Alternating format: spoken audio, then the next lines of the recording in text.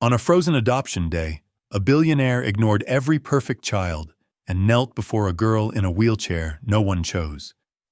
When he said, "I want her," a stranger claiming blood dragged them into court where one question would decide everything: who gets to choose a family. Snow fell like static over Frostgate Children's Home, whitening the iron fence and swallowing the footprints of adults who came and left with decisions.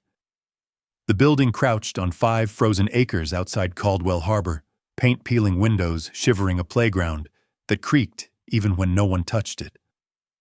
Under the bare oak at the edge of the yard sat Lark Whitman 9, her wheelchair parked on salted pavement where it wouldn't sink. She wore the required visitor dress, soft pink stiff collar, an outfit designed to look hopeful. Hope felt like a costume. In her lap she held Captain, a teddy bear with one ear burned black at the edge. She pressed him to her chest, as if the world might try to take even that. Behind her children ran. Boots skidded. Laughter rose and fell bright and careless. They had stopped inviting Lark months ago. Grass and wheels don't mix, and she had grown tired of being the scorekeeper. Tired of being the reminder that some things break and don't heal the way people want them to. Today was Adoption Day. Inside, adults brushed hair raw and practiced smiles in mirrors. Dreams were folded small enough to fit polite conversation. Lark stayed outside. It was easier not to watch families arrive and leave with children who were never her. The wind shifted. Snow thickened. Somewhere beyond the fence, a car approached, too quiet, too smooth, whispering over gravel. Lark looked up despite herself. A black vehicle rolled through the gate and stopped with perfect precision. Not the kind that announced its importance, the kind that assumed it. Lark hugged Captain closer, counting breaths between laughter behind her and silence beside her. She didn't know it yet, but the day she had learned not to wait had finally found her. Cliff, the driver's door, opened. The man who stepped from the black car wore a charcoal coat too clean for a place like Frostgate. Snow settled in his dark hair, melted, vanished. He stood still for a moment, shoulders squared, as if the building held something he had lost. Gideon Vale, 41. The director, Daphne Rook, hurried forward, heels slipping on ice, smile already rehearsed. Wealth drew her like heat. "Mr. Vale," she said brightly, gesturing toward the entrance. "If you'll come inside, I can show you our brightest." Gideon didn't move. He listened. Children laughed somewhere to the left. A ball thudded, metal swung. Something in him shifted, small, physical, unwelcome. He had come prepared for hallways and files, for careful questions and rational choices. That was how his life worked. That was how decisions were made. He turned his head. The playground slowed, then stopped. Shoulders straightened. Hope flared like struck matches. Gideon knelt among them, bringing himself level. He asked names. He listened. He laughed once, surprised by the sound. Then his eyes traveled past eager hands and red cheeks, past motion. They stopped at the far edge of the yard. Beneath a winter-stripped oak sat a girl in a wheelchair.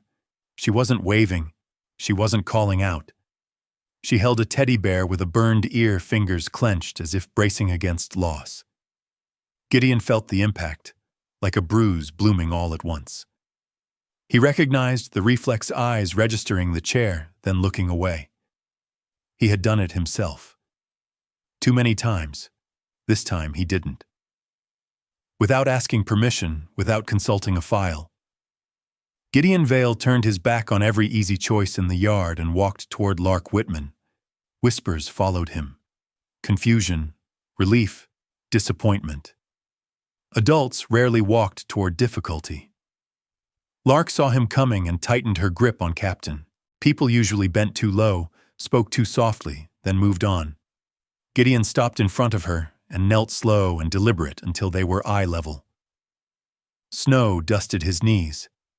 "Hello," he said, voice warm, steady. For the first time in years, Lark didn't look away. "Cliff, can I sit here?" he asked. Gideon didn't smile right away. He waited. Lark nodded once. "I'm Lark. He repeated it carefully, as if committing a promise. Gideon. His eyes dipped to her lap. And who's this? She glanced down. Captain. A strong name, Gideon said. He survived the fire. The words slipped out before she could stop them. Gideon didn't ask questions. He didn't look away. Something softened, not pity, but recognition. I'm glad he did. Behind them, Daphne cleared her throat. Mr. Vale, if I may, Lark is one of our longer-term residents. Perhaps you'd like to meet some of the others first. Gideon didn't turn. I'm exactly where I want to be. Lark's heart kicked hard. Adults didn't say things like that.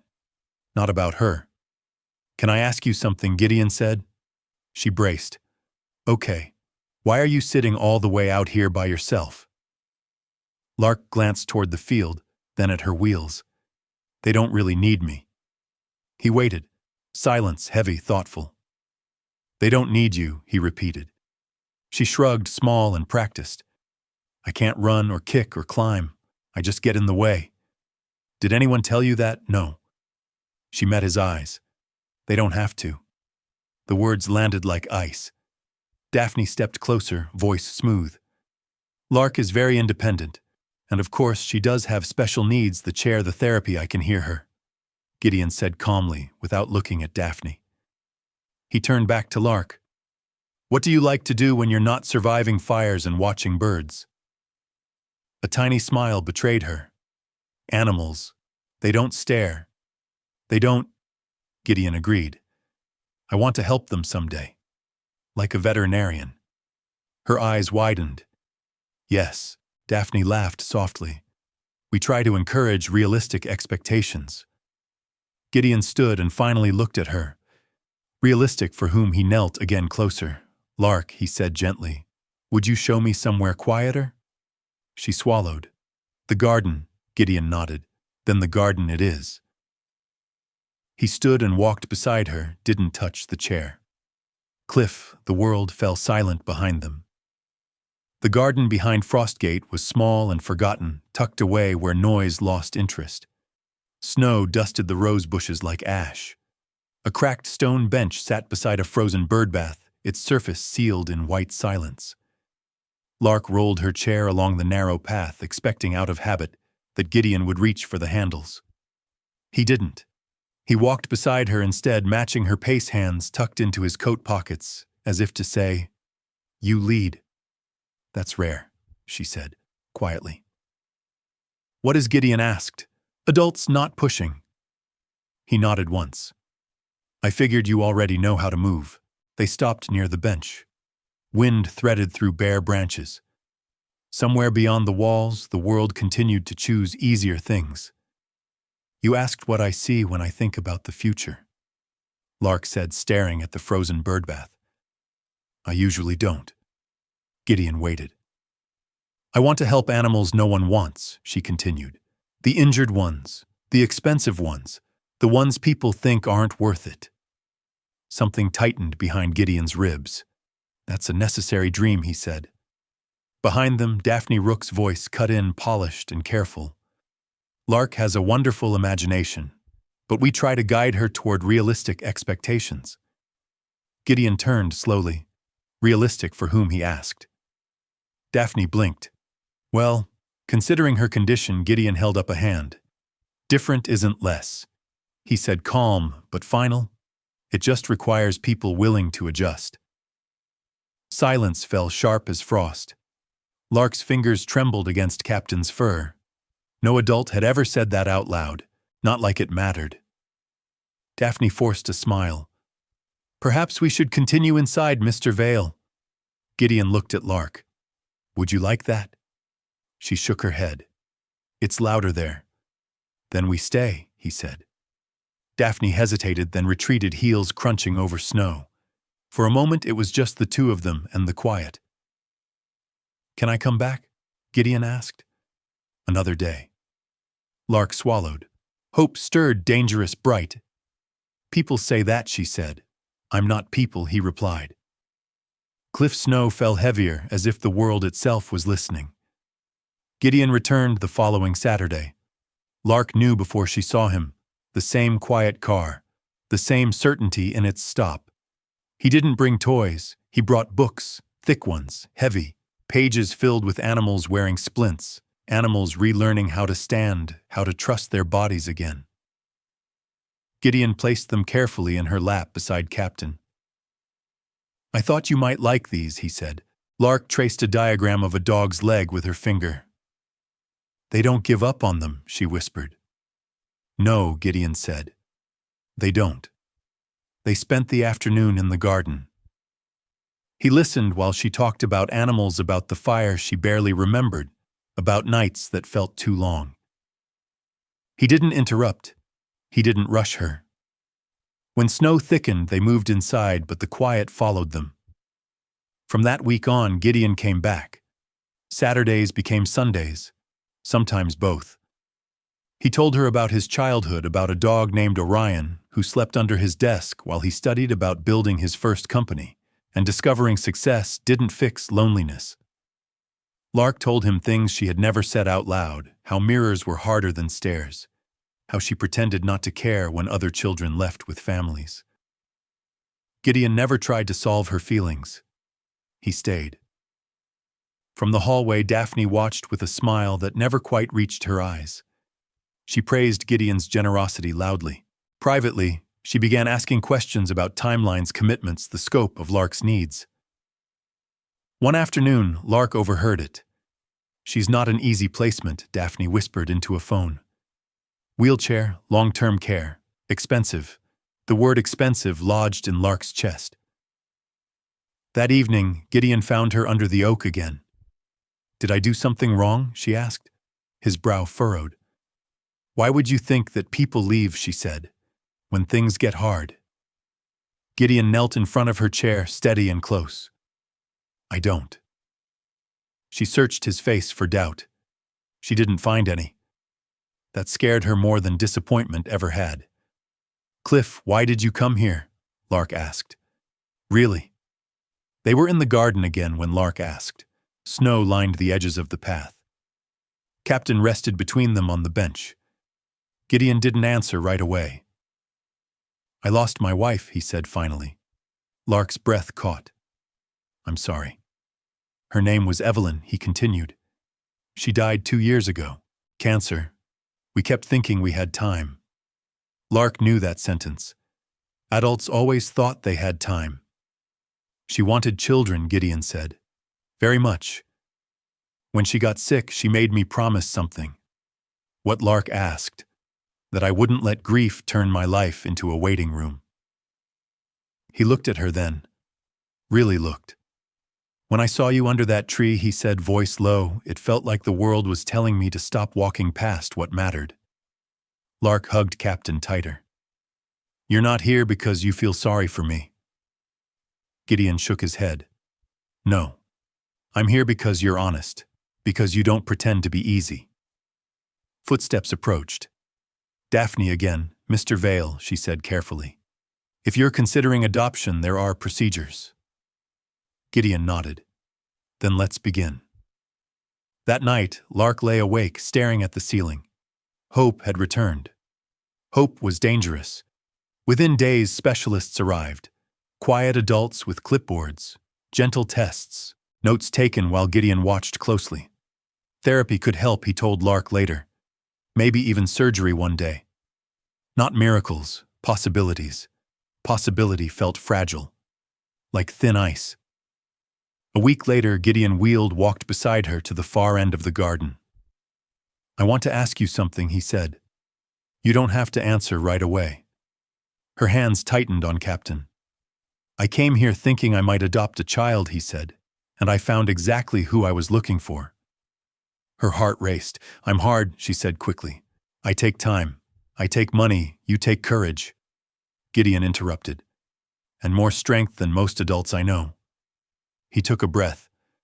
"Would you want to come live with me as my daughter?" The world tilted. Lark whispered. "What if people say no?" Gideon's voice didn't shake. "Then I fight." Cliff. From an office window above them, someone was already watching. The woman arrived without drama. No polished smile, no unnecessary warmth, Just a sharp coat, a sharper gaze, and a clipboard held like a weapon that had already chosen its target. Tessa Klein, 30, family law. Gideon noticed her eyes, first quick, precise, missing nothing. She shook his hand once, then crouched to Lark's level. "Hi," she said. "I'm here to make sure adults don't make decisions you don't get to survive." Lark blinked. She liked her immediately. They sat in the small Frostgate office while snow crept up the windows like something listening. Daphne Rook spoke too much, filling silences with reassurance. Tessa wrote, nodded, asked very little. Then she stopped writing. "There's a flag," Tessa said. Gideon's shoulders tightened. "What kind of flag?" "Internal," she replied. "Old. Unresolved. It mentions a potential next-of-kin inquiry." The room cooled. Daphne clasped her hands. "It's nothing definitive. Years ago, no follow-up." Tessa looked up. "Names?" Daphne hesitated just long enough. "Ronan Whitman," she said. Lark's fingers went still against Captain's fur. "That's my last name," she whispered. Gideon turned to her. "Do you know him?" She shook her head. "I don't know any uncles. That doesn't mean he doesn't exist," Tessa said carefully. "It means he hasn't been present, absent." The word had weight. Tessa closed the file. "This doesn't stop the adoption," she said, "but it can delay it. Family courts prioritize blood." "Even when blood never showed up?" Gideon asked. Tessa met his eyes. "Especially then." That night, Gideon didn't tell Lark everything. He wanted facts, proof, certainty. Children didn't need certainty to sense storms. Lark noticed the way Gideon stared out windows longer than usual, the way Daphne avoided her eyes, the way adults lowered their voices.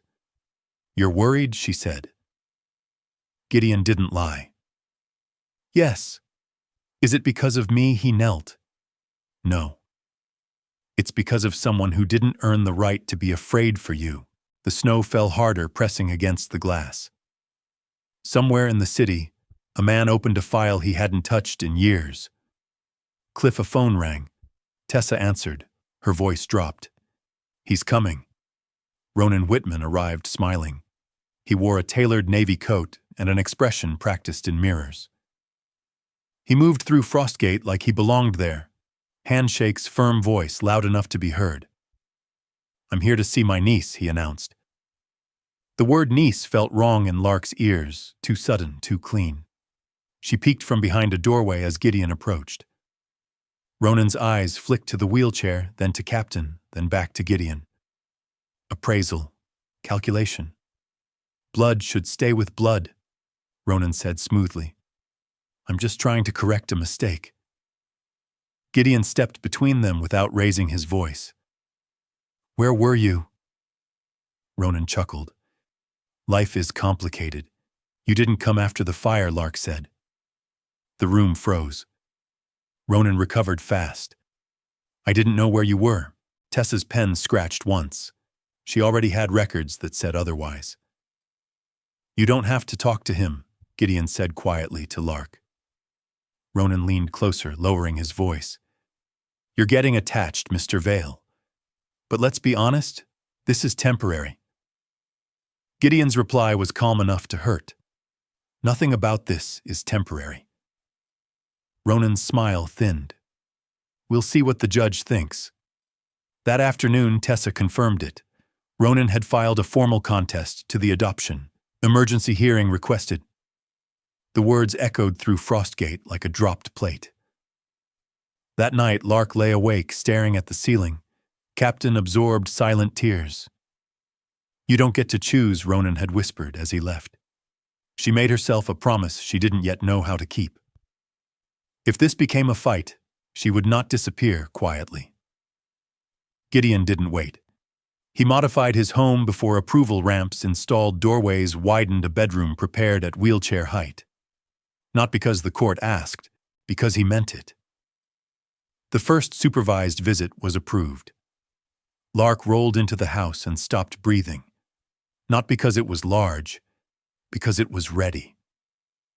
As they left that evening, she noticed a dark car idling across the street.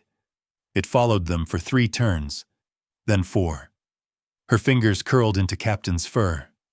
He's watching. Gideon's jaw set. He's trying to scare us. It worked, she whispered. Cliff in the dark car, Ronan smiled. The courthouse smelled like winter coats and old paper. Cameras crowded the steps. Snow slicked the stone. Gideon held Lark's hand as they entered, his grip steady, grounding. Inside, Judge Miriam Cross took the bench precisely at 9. Ronan's lawyer spoke first, measured, sympathetic. A story of delayed regret, of bloodlines, of concern that wealth might influence a vulnerable child. Gideon didn't interrupt. Then Tessa stood. She dismantled the story piece by piece. Certified letters signed by Ronan. Hospital notices ignored. Years without a call. Ronan shifted. Just as Tessa prepared to rest, Ronan's lawyer rose again. We have additional evidence. A folder landed on the bench. Lark felt Gideon's hand tighten. The document alleged investigations into her parents. High-risk placement. Legal complications Gideon supposedly didn't know. The room tilted. Judge Cross closed the folder slowly. I am ordering a recess. Not victory, not defeat, uncertainty the cruelest place to stand. In the hallway, Tessa's eyes narrowed. This seal is printed, she muttered. And the case number format is wrong, fake Gideon asked. Manufactured, she said, but we need proof. Across the hall, Ronan laughed softly with his attorney confidence worn like cologne. He believed truth could be bought. Judge Cross called them back. Mr. Whitman, she said evenly. Do you understand the penalties for submitting false evidence? Ronan's smile flickered. Tessa requested authentication and subpoenas communications with Frostgate administration. At the mention of the orphanage, Daphne Rook stiffened. Judge Cross's gaze pinned her. Ms. Rook, she said, did you provide any documentation to Mr. Whitman? Daphne swallowed. No, Your Honor. Silence stretched. Lark felt anger rise, clean, steady. He's lying, she whispered to Gideon. About my parents, about everything. Gideon knelt beside her. I know. The judge ordered a short adjournment. In the corridor, Daphne blocked Ronan's path, panic cracking her voice. This has gone too far. It's leverage, Ronan hissed. Tessa stepped forward, phone already recording. Ms. Rook, she said gently. Did you accept any funds related to this contest? Daphne broke. Yes. The word shattered the air. Cliff courtroom doors opened. The truth was about to walk in. The corridor outside courtroom B felt colder than the snow outside. Fluorescent lights hummed. Footsteps echoed too loudly. Lark Whitman sat in her wheelchair near the frosted glass, Captain pressed tight to her chest like a life vest. Every adult voice sounded dangerous now, lowered, careful, sharpened. Across the hall, Ronan Whitman leaned against a pillar, scrolling his phone, as if this were a business delay, not a child's life. He looked up once and smiled at Lark. Thin, confident. Ownership disguised as calm.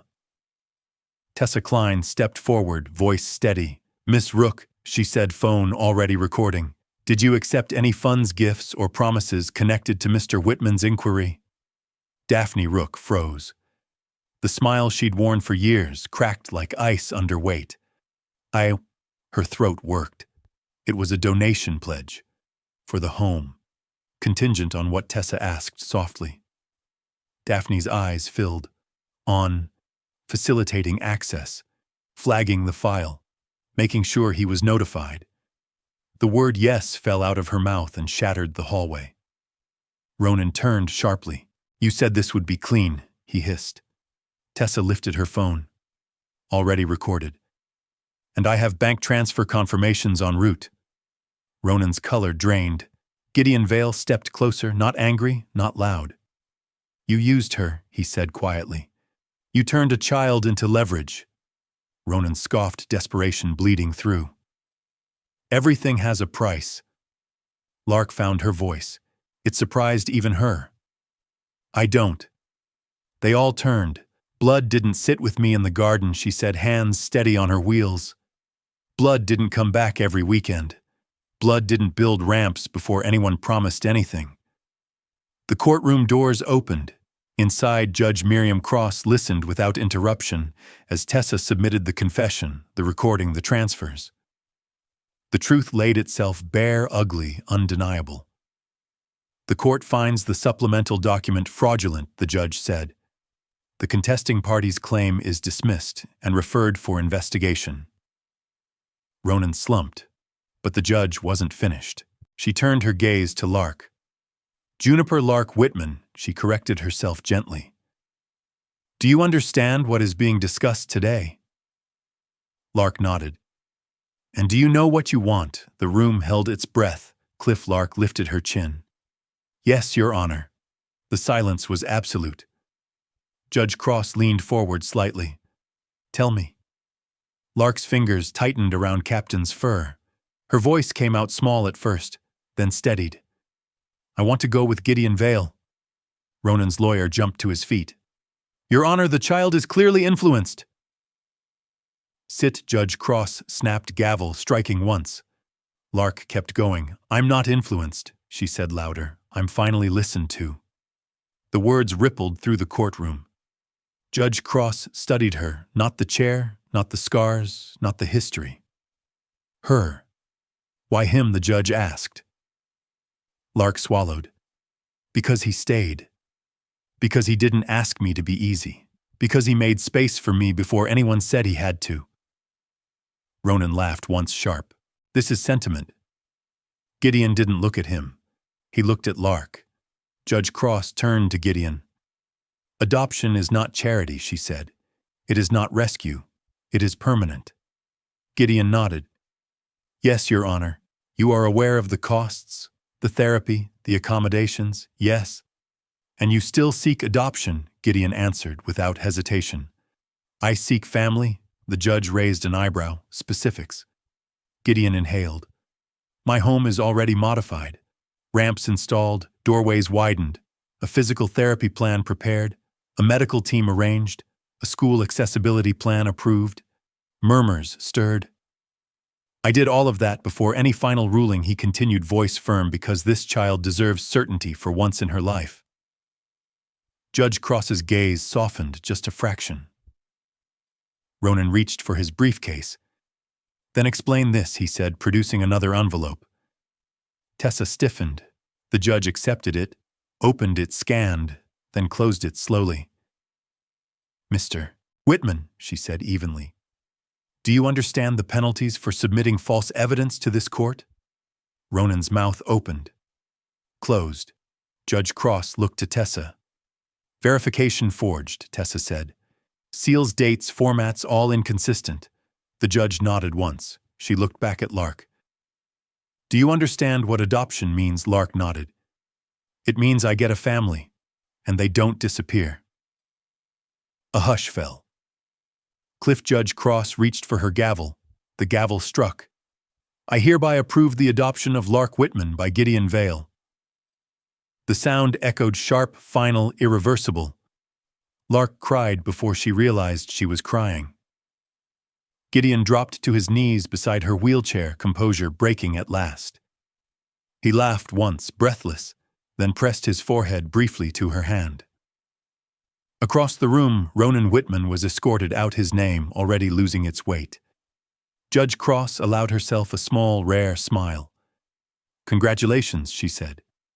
You're a family now. The hallway felt different afterward, lighter, warmer, as if the building itself had exhaled. They didn't rush the transition. Paperwork followed. Home studies finalized. Therapy schedules set. Gideon attended every meeting with relentless focus. At home, Lark learned the sound of Gideon's footsteps in the morning. Learned that he burned the first pancake every time. Learned that when nightmares came, he would sit beside her bed until the shaking stopped. Therapy was hard, painful, slow. Some days Lark refused to try. Gideon never forced her. We're not fixing you, he reminded her. We're giving you options. 18 months later, Lark stood for the first time with a walker. Her legs trembled violently. Tears blurred her vision. "I'm scared," she whispered. "I know," Gideon said, "but you're not alone." She took one step, then another. Years passed. Snow fell again, softer now. A blue ribbon fluttered outside a modest building, designed with intention, wide doors, smooth floors, space to exist without apology. Whitman and Vale Rehabilitative Veterinary Care. Lark, older, stronger, stood with forearm crutches, a wheelchair nearby, not as a symbol of weakness, but a tool. She cut the ribbon. Inside, a three-legged dog waited patiently.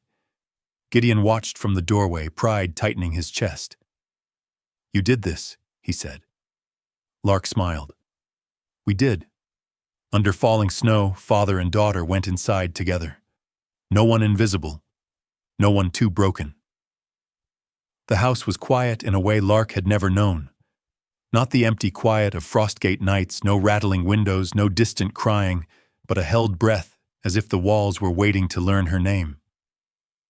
Snow brushed the windows in soft strokes. Ramps curved gently where stairs used to be wide and unapologetic. "This is yours," Gideon Vale said, opening the bedroom door. Sunlight from a street lamp pooled across a low bed. Shelves waited at wheelchair height. A desk faced the window. On the wall hung a simple sketch of a dog, mid-stride, muscles remembered rather than perfect. Lark's throat tightened. "You did this before." "Before the papers," Gideon finished. "I didn't want you to feel like a guest." That night, sleep came in fragments. At 2:14 a.m., Lark woke, gasping, the fire back in her lungs, smoke crawling under doors that wouldn't open. She clawed at Captain's fur, breath skidding out of control. Footsteps.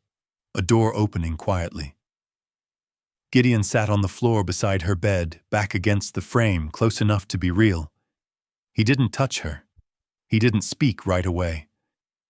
"I'm here," he said, when her breathing slowed. "I'm not going anywhere." Minutes passed. Snow tapped the glass. "I ruin things at night," Lark whispered. Gideon shook his head. "Night ruins things. We fix mornings." She studied him in the half-light, searching for the leave that always came. It didn't. "Can you stay?" she asked.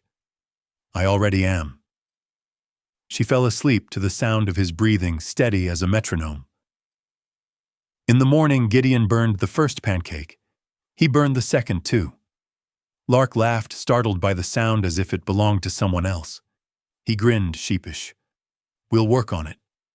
She watched him move through the kitchen, unhurried, present, like a man learning a language he'd always wanted to speak. "Gideon," she said. "Yes." The word balanced on her tongue, fragile and bright. "Dad." He stopped, turned. His eyes went wet without warning. "Yes," he said softly. "I'm here, Lark." Cliff outside, the snow kept falling, gentler now, but just as determined. The first school meeting felt like a courtroom in disguise. A table, folders, polite faces practicing caution. Gideon sat beside Lark, not across from anyone, his shoulder a quiet wall. "We'll need to consider accommodations," the principal said carefully. "Expectations." Lark's fingers tightened around Captain's smaller, now worn thin by years of waiting. Gideon leaned forward. "Let's talk about access," he said, "and support. Not limits." The room recalibrated. At recess, snowbanks turned the yard into an obstacle course. A boy stared too long at the chair. A girl asked if it hurt all the time. Lark answered what she could. The rest she learned to carry. One afternoon, a substitute teacher suggested Lark sit out a science lab. Gideon arrived within the hour. "She participates," he said, calm as ice. "Find a way." They found a way. At home, routines stitched themselves together. Homework at the kitchen table. Therapy appointments penciled in blue. Evenings reading animal anatomy, Gideon mispronouncing Latin names until Lark corrected him with a grin. Some nights fear came back. Quieter now. Smarter. What if you get tired? Lark asked once, voice small. Of me. Gideon didn't rush the answer. I get tired of days, he said, not of people. Snow melted into slush. Slush froze again. Winter tested everything. At therapy, Lark shook with effort, hands white-knuckled on parallel bars. She cried once, hard, angry tears. Gideon stayed where he was, his level. We stop if you want. She shook her head. Not yet. At school, a boy apologized for a joke he didn't understand. Lark accepted it. Learning went both ways. At home, Gideon learned to braid hair badly at first. Learned to listen when Lark didn't have words yet. One evening, as snow began again, Lark wheeled into the living room with a book pressed to her chest. Read to me, Gideon smiled. Always. She leaned into the couch, warmth settling where fear used to live. For the first time, staying felt like a skill they were both learning together. Cliff, the therapist, cleared her throat. I think she's ready to try something new. The therapy room smelled like clean mats and determination. Lark stared at the walker as if it might judge her. Her legs trembled before she even moved. Gideon stood in front of her, hands ready, not touching. I'm scared, she said. I know, he replied. I've got you, the therapist nodded. When you're ready. Lark exhaled, pressed down, pain flared sharp, honest. The room narrowed to breath and effort. She stood. For half a second the world tilted. Her knees shook, sweat darkened her collar. Tears blurred everything. Gideon didn't rush forward. He stayed exactly where he was. You're doing it, he said softly. Stay with me. One step, another. Her body screamed. Her heart roared louder.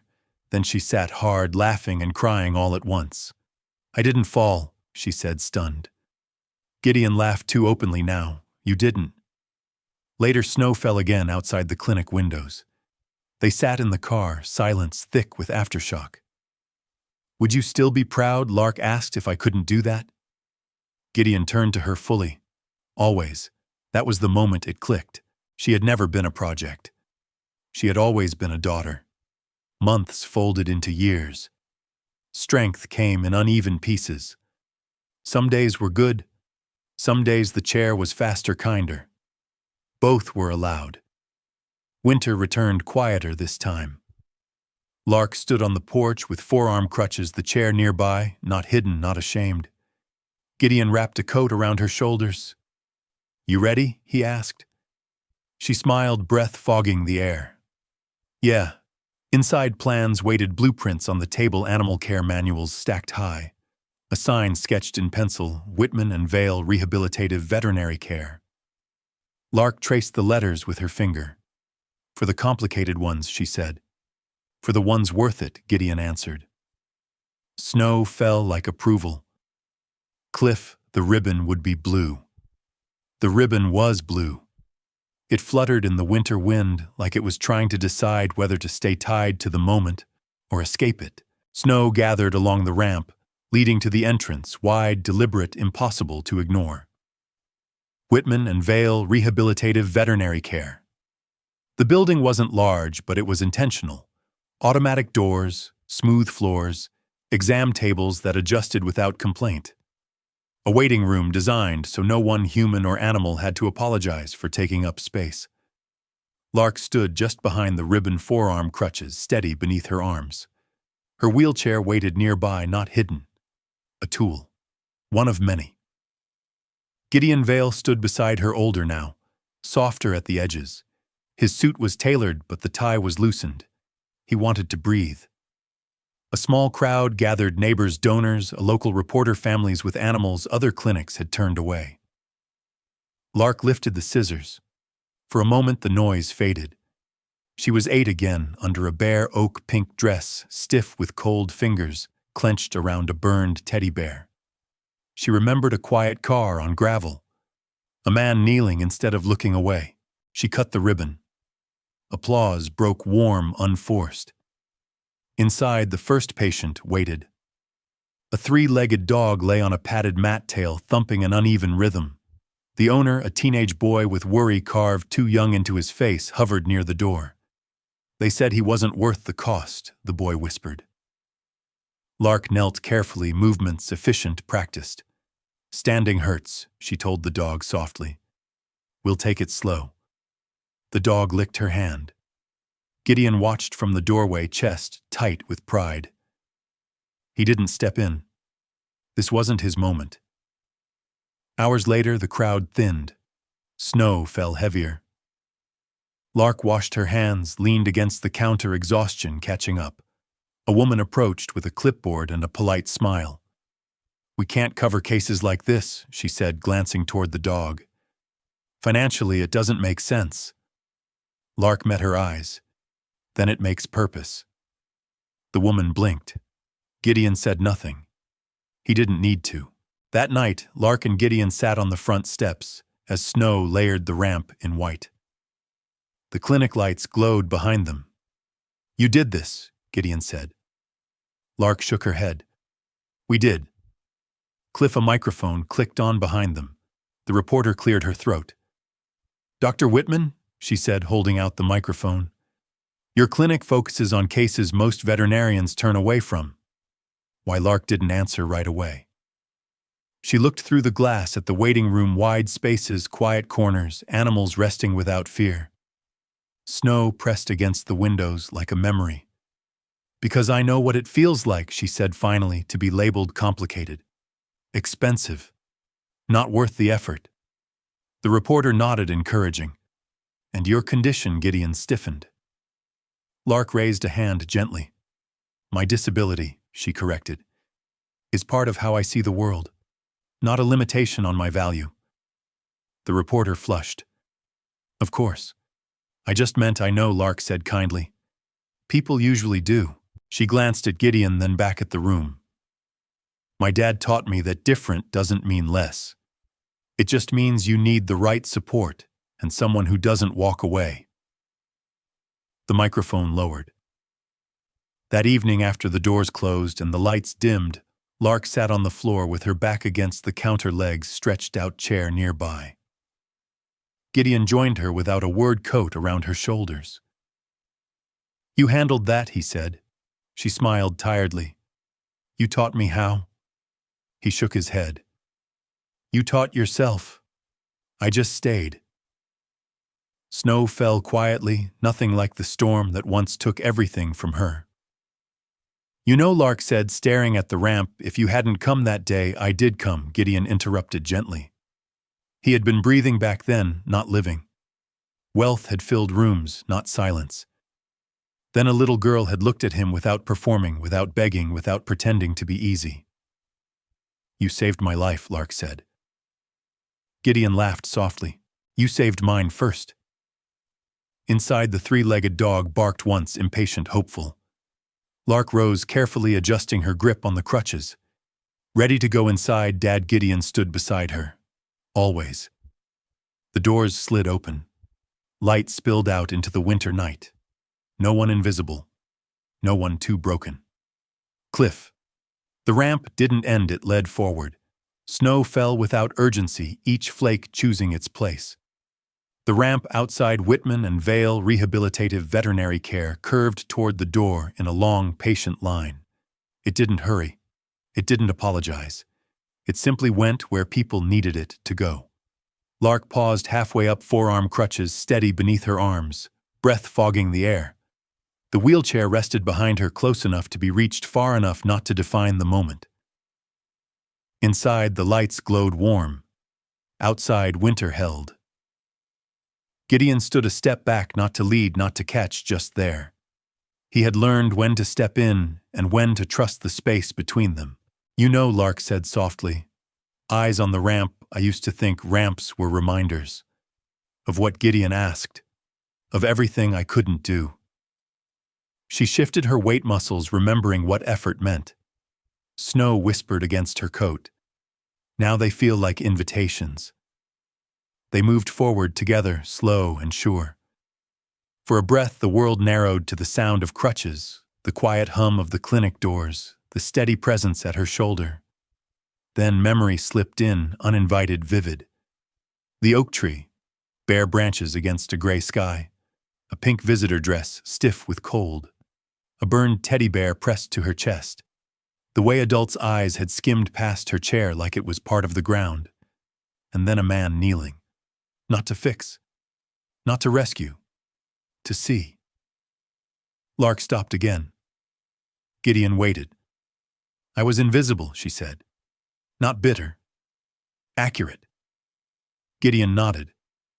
They mistook quiet for absence. She smiled faintly.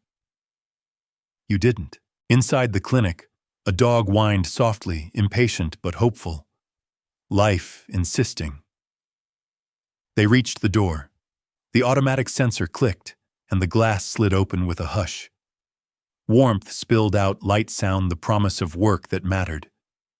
Before stepping inside, Lark turned back to the snow. Somewhere far away in time and space, Frostgate's yard existed as it had always been: iron fence, frozen ground, and oak that knew how to keep secrets. She imagined the girl she'd been sitting there, still waiting. She wished she could kneel beside her. She didn't have to. The girl had come with her. Gideon touched her shoulder just once. Ready, Lark nodded. Inside, she moved through the waiting room, greeting animals and owners by name. Space made room for her. No one stared. No one rushed. The ramp behind her didn't end. It disappeared into purpose. As the doors closed against the cold, snow continued to fall, gentle and certain. Some paths don't lead up or down. They lead forward. Snow fell the way it always had, quiet, patient, indifferent to conclusions. Lark stood at the edge of memory where the present thinned and the past stepped forward without asking. The ramp behind her vanished into the clinic's warm light. Ahead, a yard emerged that no longer existed, except in her bones. The oak. It stood as it always had, branches, bare bark, dark with winter roots, gripping ground that had learned to hold children without promising anything back. The iron fence cut the horizon into neat refusals. Frostgate breathed its old, tired breath. She was 9 again. The pink visitor dress felt stiff wrong, like a borrowed hope that didn't belong to her. Snow had crusted along the seams of her shoes. Captain rested in her lap, one ear burned black where fire had taught him survival. Lark remembered counting laughter behind her, measuring silence beside her, learning how to make herself small enough not to be noticed. Adoption day had sounded like a celebration. It had felt like inventory. Adults had arrived with practiced smiles and left with arms full. They had knelt, asked questions they didn't want answered, then stood and walked past the wheelchair as if it were furniture. Lark had learned the language without words, complicated, expensive, permanent. She had learned that hope was a costume you wore until it hurt too much. The wind had shifted. A car had whispered over gravel, too smooth, too quiet, the kind of quiet that assumed space. She had looked up despite herself. She always hated that part. And then knees bending in the snow. Not a glance, not a pitying tilt of the head, but a man lowering himself until their eyes met like equals meeting weather. "Hello," he had said. The memory tightened around her ribs, tender and sharp.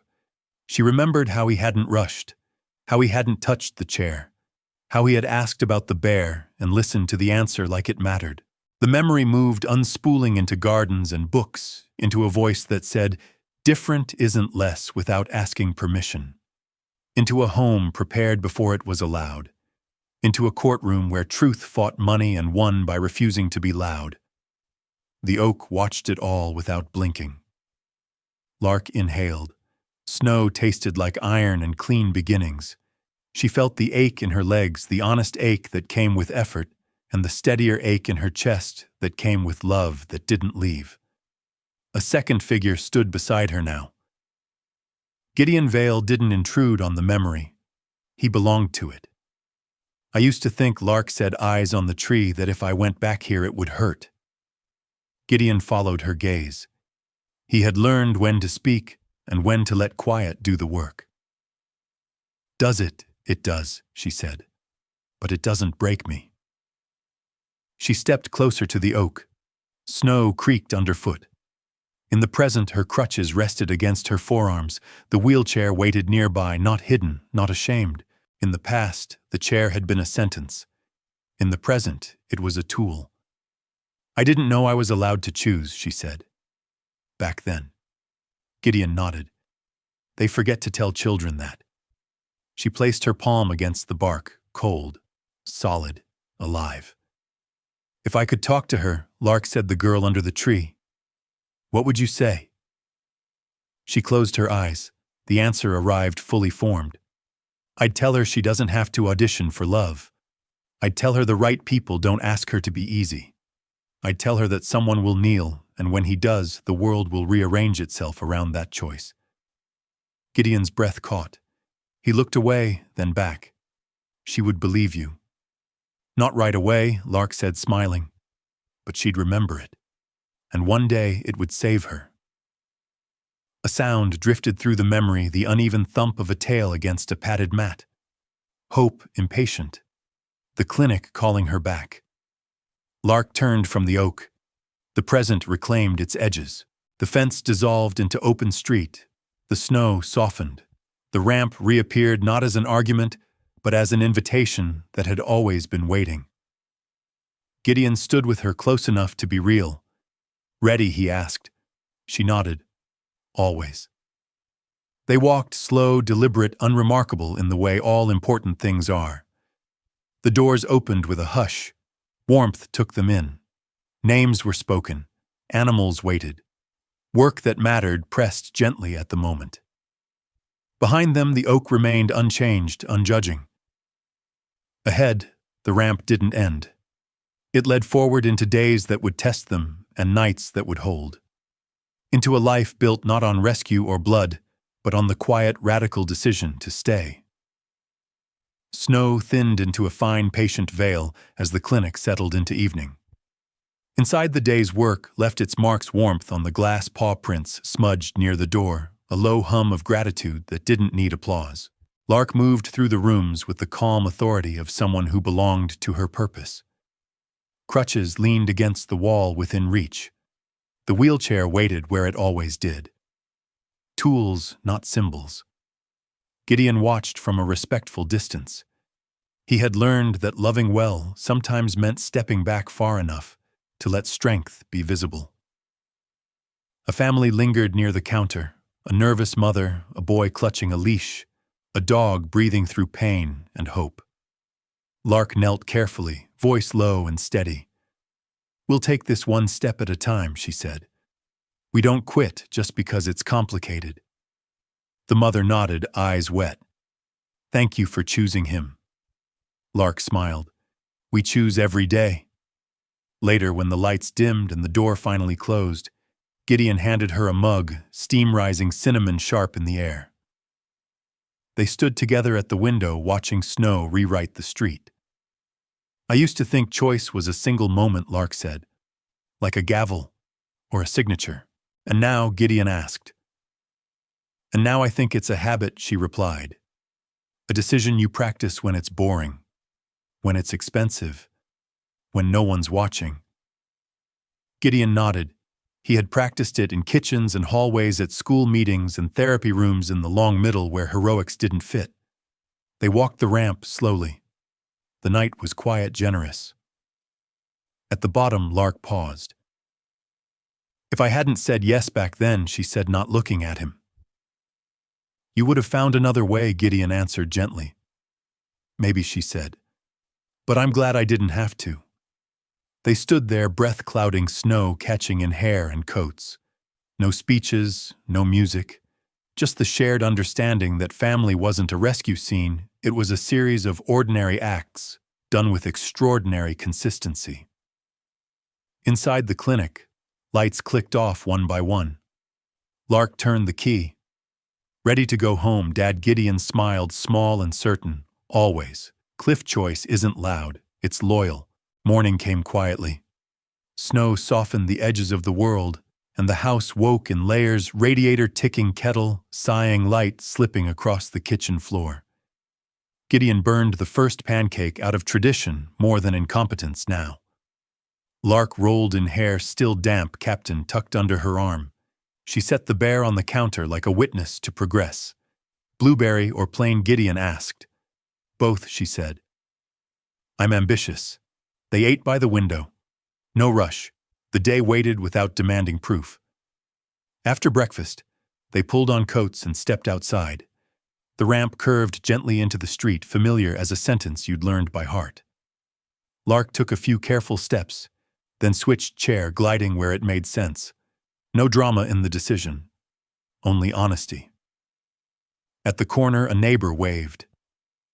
Clinic's doing good things, she called. Lark waved back. We're trying. They walked on snow, crunching underfoot. At the park, the oak wasn't there. Different town, different tree. But the shape of it lived in Lark's posture, in the way she stopped to feel the cold, to remember, and move forward anyway. Gideon glanced at her. You okay? She nodded. Yeah, just checking in with the girl I was. They reached the car. Gideon opened the door, then paused. I should say something. Lark raised an eyebrow. That sounds dangerous. He laughed softly. I never thanked you. For what? For choosing me back. She considered that snow melting on her sleeve. You made it easy, she said. You stayed. They drove with the radio low, the city waking around them. At a stoplight, Lark watched flakes dissolve on the windshield and thought of ramps and gardens and courtrooms and kitchens, of all the places where staying had mattered. At the clinic, the lights came on. Inside, a patient waited, tail-tapping an uneven rhythm against a mat. Work that mattered didn't care about endings. Lark took a breath, squared her shoulders. Ready, Gideon opened the door. Always. The word wasn't a promise for grand moments. It was a commitment to the small ones, the next step, the next morning, the next choice made quietly and kept. Snow fell. The doors slid open. Fade. Did this story move your soul? Share your feelings in the comments and rate it from 1 to 10. Don't forget to like, share, and subscribe. Then tap the bell icon so you never miss a new story. Click the end screen to watch another heartfelt video. See you in the next story.